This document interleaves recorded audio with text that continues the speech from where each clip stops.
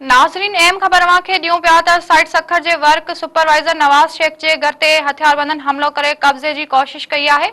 Work supervisor नवाज़ शेख जे घर ते हमले वक़्तु गर्भातनि में रड़ियूं पइजी वयूं, जंहिं बाद हमले आवार फरार थी विया।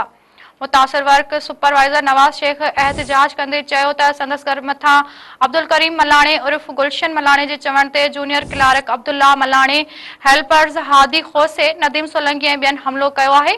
हिन ॿुधायो त हमले वक़्तु साइट सखर जे इंचार्ज गुलशन मलाणे जे भाइटे अब्दुल्ला मलाणे सख़्त नतीजनि जूं धमकियूं ॾिनियूं आहिनि। नवाज़ शेख पंहिंजे घर वारनि सां गॾिजी चीफ जस्टिस वज़ीर आज़म पाकिस्तान, वज़ीर आला सिंध ऐं कानून लागू कंदड़ इदारनि खां इंसाफ़ जी अपील कंदे घुर कई त हमलो कंदड़नि खिलाफ़ कार्रवाई कई वञे।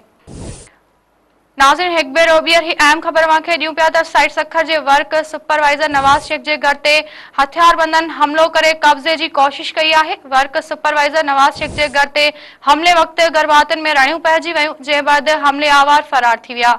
मुतासिर वर्क सुपरवाइज़र नवाज़ शेख एहतजाज कंदे चयो त संदसि घर मथां अब्दुल करीम मलाणे उर्फ गुलशन मलाणे जे चवण ते जूनियर क्लार्क अब्दुल्ला मलाणे, हेल्पर्स हादी खोसे, नदीम सोलंकी ऐं ॿियनि हमलो कयो आहे। हिन ॿुधायो त हमले वक़्तु साइट सखर जे इंचार्ज गुलशन मलाणे जे भाइटे अब्दुल्ला मलाणे सख़्त नतीजनि जूं धमकियूं ॾिनियूं आहिनि। नवाज़ शेख पंहिंजे घर वारनि सां गॾिजी चीफ जस्टिस वज़ीर आज़म पाकिस्तान, वज़ीर आला सिंध ऐं कानून लागू कंदड़ इदारनि खां इंसाफ़ जी अपील कंदे घुर कई त हमलो कंदड़नि खिलाफ़ कार्रवाई कई वञे।